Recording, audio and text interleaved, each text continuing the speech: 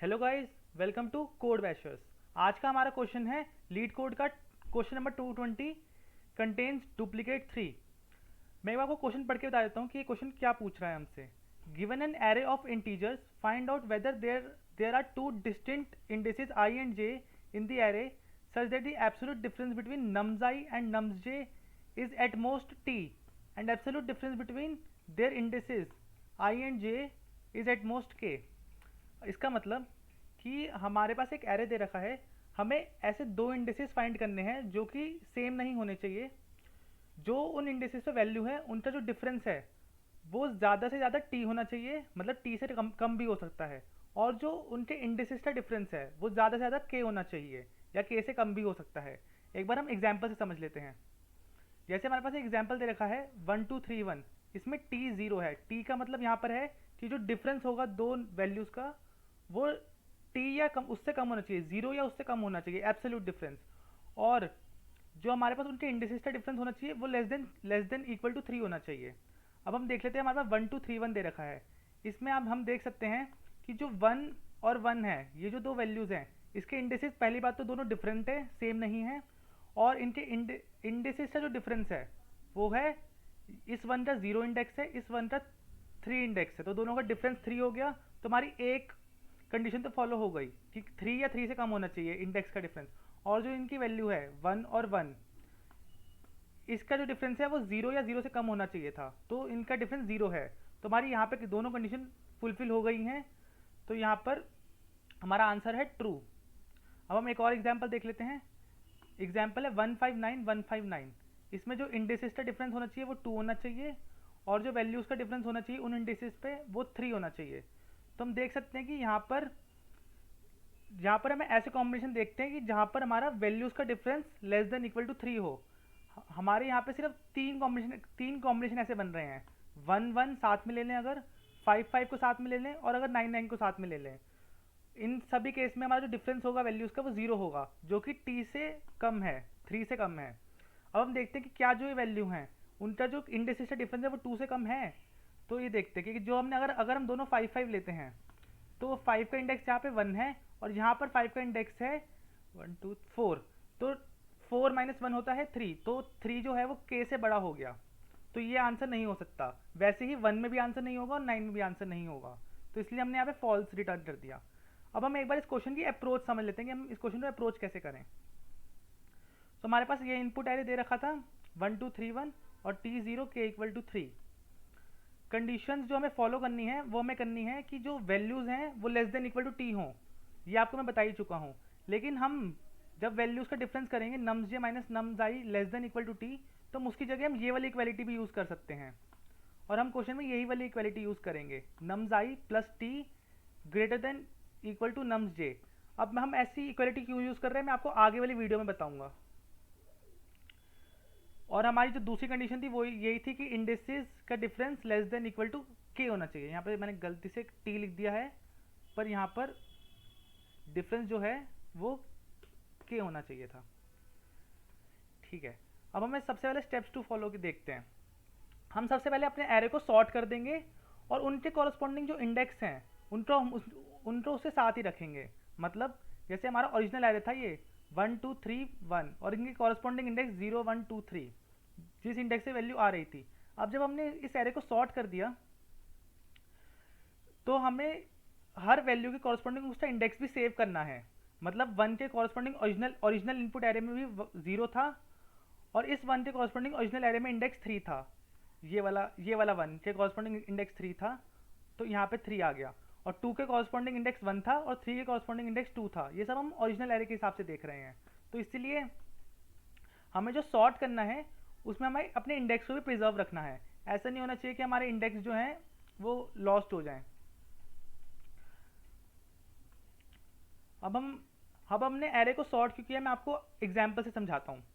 हमारे पास ये original array जो था वो 1 2 3 1 था, उसको हमने सॉर्ट कर दिया, और उसके जो जस्ट नीचे वाली रो है ये हैं उसके ओरिजिनल इंडेक्स, ये है इनपुट एरे के ओरिजिनल इंडेक्स। और ये वाली रो है, इसमें जो इंडेक्स हैं वो जो हैं वो नए जो हमने सॉर्ट करने के बाद जो हमारा एरे बना है उसके ओरिजिनल इंडेक्स, ये उसके इंडेक्स हैं। अब हम देखते हैं, हमने अपना i को स्टार्ट किया 0th पोजीशन से और j को स्टार्ट किया हमने i+1 पोजीशन से। अब हमें देखना है कि यहाँ पे जो k की वैल्यू थी, k की वैल्यू थी 3, मतलब इंडेक्स का difference less than equal to 3 होना चाहिए, और जो वैल्यूज का डिफरेंस है वो 0 थी, तो लेस देन इक्वल टू 0 होना चाहिए। तो हम देखते हैं कि क्या i j, सबसे पहले देखते हैं कि वैल्यूज, क्या जो वैल्यू i पे है और जो वैल्यू j पे है वो हमारी माइनस करके लेस देन 0 आ रहा है। हाँ, हमारा लेस देन 0 आ रहा है, हमारी पहली कंडीशन तो फुलफिल हो गई। अब हम देखते हैं कि जो इंडेक्स का डिफरेंस है वो लेस देन इक्वल टू 3 आ रहा है, यहाँ पे 0 और 3, ये भी कंडीशन फुलफिल हो गई। हमारा जो इंडेक्स का डिफरेंस है वो लेस देन इक्वल टू 3 आ रहा है, तो यहाँ पर हम ट्रू रिटर्न कर देंगे अपने एरे में, तो ये तो फुलफिल हो गया। अब हम एक और एग्जाम्पल देखते हैं, एग्जाम्पल 2। इससे आपको ज़्यादा चीज़ें क्लियर होंगी इस एग्जाम्पल से। हमारे पास एरे दे रखा है 7 2 8, और हमने जब इसको सॉर्ट कर दिया विद रिस्पेक्ट टू इसके इंडेक्सेस को हमने प्रिजर्व रखा, तो हमारे पास ये वाला एरे आ गया 2 7 8। ये वाली जो रो है ये रिप्रेजेंट कर रही है हमारे ओरिजिनल इनपुट एरे के इंडेक्स को, ये वाले, और ये वाली जो रो है, ये जो हमने जिसमें हमने नया एरे बना रखा है, ये उसके इंडेक्स को शो कर रही है। अब हमें क्या करना है, एक पॉइंटर हमने रखा i पे और एक हमने पॉइंटर रखा j पे। अब हमने देखा कि क्या जो ये वाली कंडीशन सबसे पहले हम चेक करेंगे। हमने देखा कि क्या nums i प्लस t मतलब 2 प्लस 1, जो 2 प्लस 1 3 ग्रेटर देन 7 है? नहीं, 2 प्लस 3 ग्रेटर देन 7 नहीं है।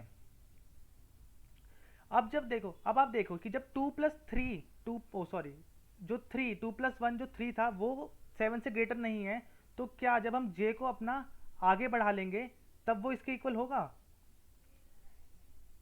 जब हम j को आगे ले जाएंगे तब क्या 2 प्लस 1 जो 3 है वो ग्रेटर होगा 8 के? तब भी नहीं होगा। मतलब जहां पर हमारी वैल्यू पहले ही, अगर ये कंडीशन फुलफिल जिस इंडेक्स पे फुलफिल नहीं हुई, हमें वहीं से उस इंडेक्स को ब्रेक कर देना है। मतलब अगर 3 7 से ग्रेटर नहीं हुआ तो जो भी इसके आगे वैल्यूज होंगी वो उससे भी बड़ा नहीं होगा, क्योंकि हमने एरे ऑलरेडी हमारा सॉर्टेड है, इसीलिए हमने एरे को सॉर्ट किया था, ताकि हम जहाँ पर भी हमारी पहली कंडीशन फॉल्स हो उसी इंडेक्स पे हम ब्रेक कर दें, और अपने अब आई पॉइंटर को हम आगे कर दें और अपने जे पॉइंटर को हम i+1 से स्टार्ट कर दें।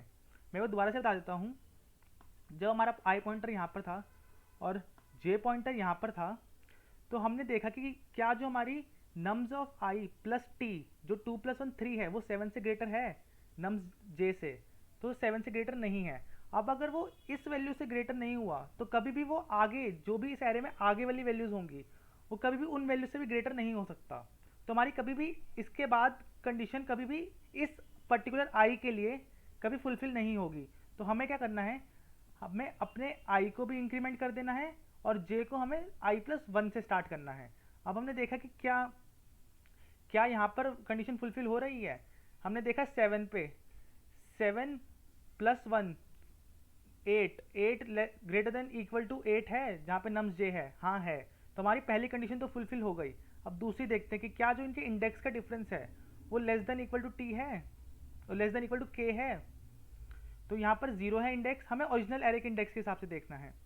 0 है इंडेक्स और यहाँ पर 2 है, तो 0 माइनस 2 होता है -2 और उसका एब्सोल्यूट होता है 2, तो 2 less than equal to k है, तो यहाँ पर भी हम ट्रू रिटर्न कर देंगे। तो ये अप्रोच थी। अब हम इसका कोड देख लेते हैं। गाइस, सबसे पहले हम एक नया एरे बना लेंगे जिसमें हमें अपना वैल्यूज और उनके कॉरस्पॉन्डिंग इंडेक्स को स्टोर करना है। हमने एक वेक्टर बना लिया है पेयर का, जो पेयर की फर्स्ट वैल्यू होगी वो वैल्यू होगी और जो पेयर की सेकंड वैल्यू होगी वो इंडेक्स होगा उस पर्टिकुलर वैल्यू का, और इसको हमने उतने ही साइज से बनाएंगे जितने साइज का हमारा इनपुट एरे है। अब हमने एक लूप लगाकर इस वेक्टर में हमने अपनी वैल्यूज को स्टोर करवा लिया। जो वेक्टर है अभी खाली है पर उसमें हमें अपनी वैल्यूज को स्टोर करवाना है। तो v ऑफ i की जो फर्स्ट वैल्यू है, जो फर्स्ट वैल्यू होगी वो नम्स ऑफ i के इक्वल होगी, और जो सेकंड वैल्यू होगी वो जो नम्स i का इंडेक्स है जो कि अभी करंट इंडेक्स है उसके इक्वल होगी। तो हमने ऐसे करके पूरे वेक्टर को स्टोर करवा लिया है। अब हमें इस वेक्टर को सॉर्ट करना है। Sort v dot begin. जब हम इस वेक्टर को सॉर्ट करेंगे तो जो पेयर की फर्स्ट वैल्यू होती है उस हिसाब से ही सॉर्ट होता है, और पेयर की जो फर्स्ट वैल्यू है वो है नम्स मतलब वैल्यूज हैं, तो ये वैल्यूज के हिसाब से ही सॉर्ट होगा। अब हमने दो लूप लगाए, int I equal to 0, I less than nums dot size I plus plus, और हमने दूसरा लूप लगाया for int J equal to, इसको आई प्लस 1 से स्टार्ट करेंगे, J less than nums dot size, end of the array तक ही चलेगा ये भी, जे प्लस। अब हमें यहाँ पे कंडीशन चेक करनी है सबसे पहले वाली अपनी, कि क्या जो हमारी नम्स आई प्लस टी की वैल्यू थी वो greater than equal to nums J है। सबसे पहले हमें ये कंडीशन चेक करनी है। अगर ये कंडीशन फुलफिल होती है तब उसके अंदर हम चेक करेंगे कि क्या हमारे अब इनके इंडेक्स का डिफरेंस, ओ सॉरी यहाँ पर नम्स आई नहीं आएगा, यहाँ पे मैंने एक गलती कर दी, यहाँ पर आएगा वी आई जो हमारा जिसमें हमने सॉर्ट किया था, वी आई डॉट फर्स्ट, क्योंकि फर्स्ट में ही उस इंडेक्स की वैल्यू है, और यहाँ पर वी जे डॉट फर्स्ट, क्योंकि हमारे हमने इस एरे को सॉर्ट किया था वी वाले को, इसीलिए हमने यहाँ पे वी लिखा है।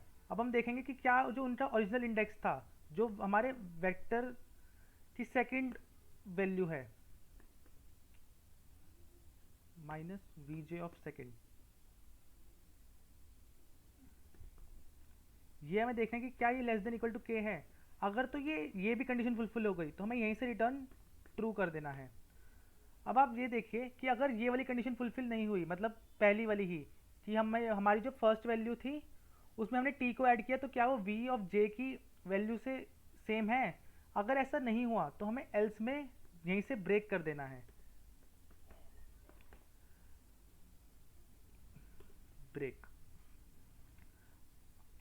हमने यहाँ पे देखा था ना कि यहाँ पर जब 2 प्लस टी की वैल्यू 7 से बड़ी नहीं हुई तो 2 प्लस टी की वैल्यू कभी भी 7 की आगे वाली वैल्यू से कभी भी बड़ी नहीं हो सकती, तो इसीलिए हमने यहीं से ब्रेक कर दिया।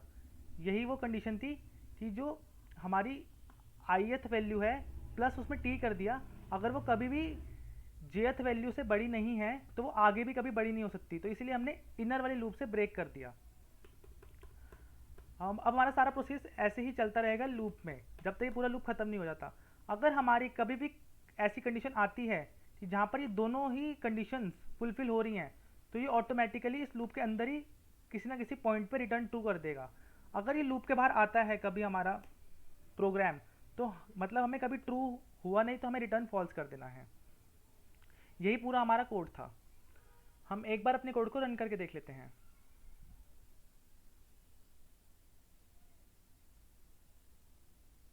हमारा कोड सैंपल टेस्ट केस तो चल रहा है, अब एक बार सबमिट करके देख लेते हैं।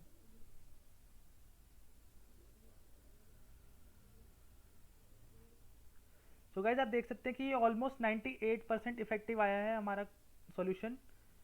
सो आई होप गाइज आपको ये वीडियो अच्छी लगी हो। Thank you.